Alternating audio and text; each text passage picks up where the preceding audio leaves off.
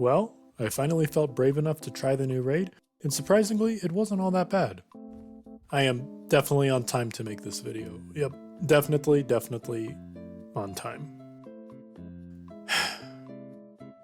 Anyways, yeah, the new raid is called the Nameless Anomaly, and when Salted said it was the hardest raid yet, he was not kidding. This raid honestly makes the other raids look like a piece of cake, and I, for one, am totally fine with this. It's nice to have a new challenge for all the endgame players. I couldn't decide on whether I wanted to make this video as a documentation of my own thoughts, or a guide on how to complete each room, so screw it, I'm just gonna do both. Like its predecessors, this raid has a total of 6 rooms excluding the boss. Each level has 2 possible rooms you can get, and afterwards you are rewarded with a buff. For the first 2 rooms, we have one where you need to collect void matter, and the other where you use a berry to destroy some void holes.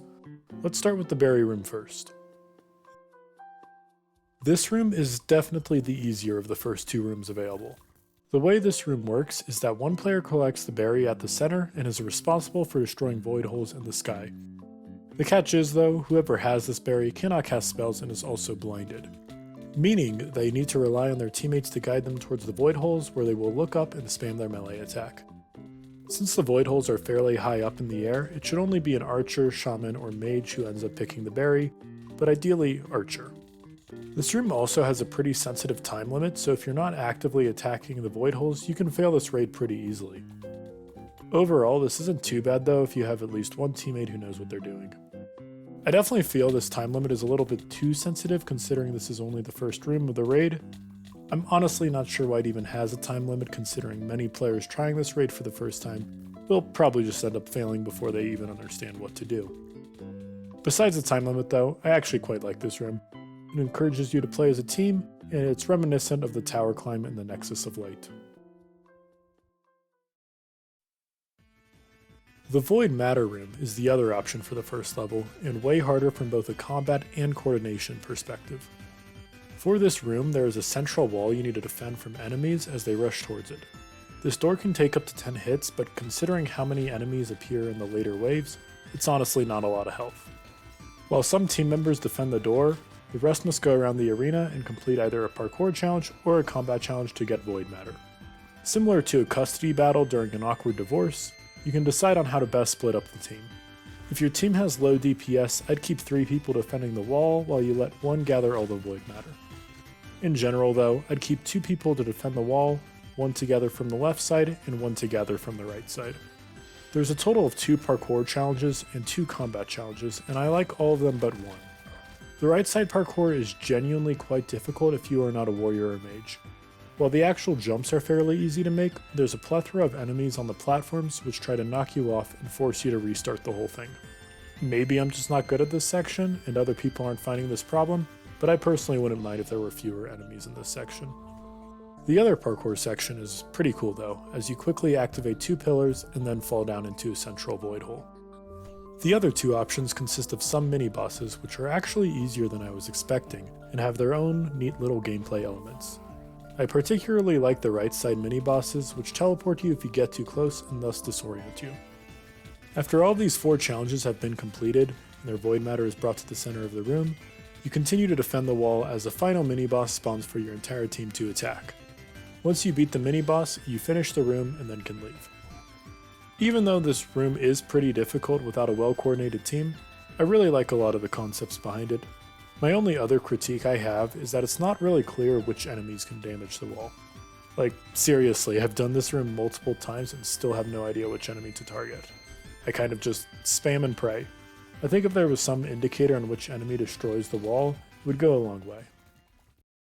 Going into the second set of rooms, we have a soul sacrifice room and a follow the leader light room. The light room is pretty much the perfect raid room.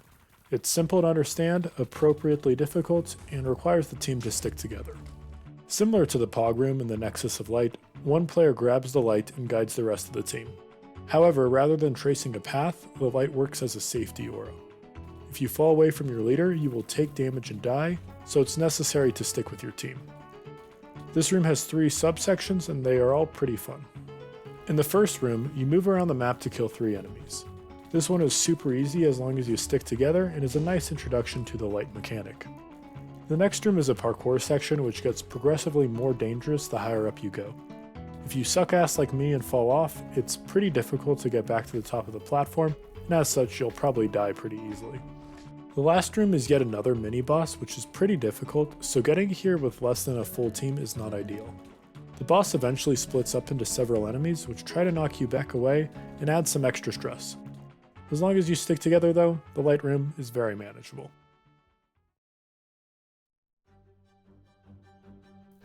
The Soul Sacrifice room is probably the most confusing room when first playing it, but once you learn how it works, it becomes pretty fun.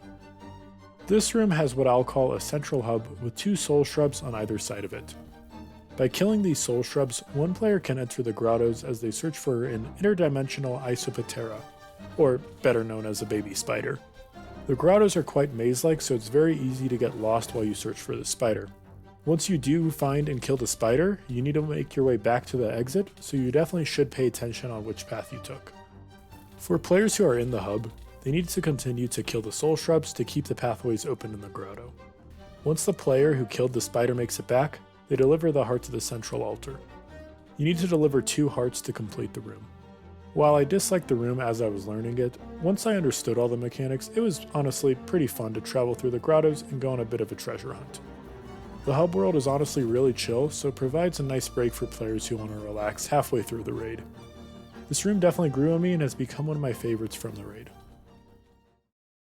And now onto the last 2 rooms before the boss. We got the fun, engaging Void Platform room, and the god-awful Buggy Bulb room. Let's just focus on the former right now. This room is pretty simple and honestly quite easy considering it is one of the last rooms in the raid. For this, one player goes forward to stand on a center platform for 60 seconds. Every 20 seconds or so, a void hole spawns which has to be killed quickly. As long as you kill this void hole, the player can remain on the platform and the timer continues. If you fail to kill the void hole in time though, the player is kicked off the platform, and then a really tanky mini-boss spawns which has to be killed before you can get back on the platform. This room works around the philosophy that if you do your job it's great, and if you forget it's really not. Once you kill this mini-boss though, you can finish up the room and prep for the boss. This room is both simple and fair, which is my favorite kind of room in a raid. However, the difficulty of this room is honestly so easy, I honestly think this would work better as one of the opening rooms, as opposed to one of the final ones. Okay, we can now move on to the cursed room.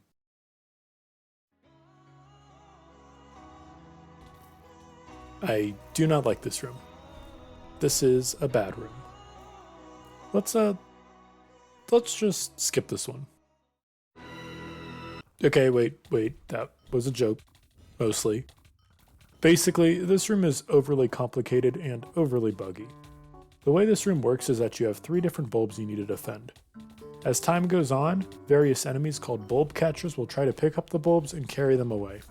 You need to kill these enemies because if all 3 bulbs are carried away, you will fail the raid. While you continue to defend all 3 bulbs, another enemy called the Bulb Keeper will appear. You kill this enemy to get a red bulb over your head, which you then take to one of the 3 blue bulbs you were defending. You need to do this 3 times to complete the room. Make sense? No? Great. So yeah, this already sounds a little bit confusing, and honestly the easiest way to simplify this room would be to make it where there's only 1 blue bulb you need to defend, not 3. You can still complete the room as long as you have at least 1 blue bulb left, so there's really no need to have the other ones.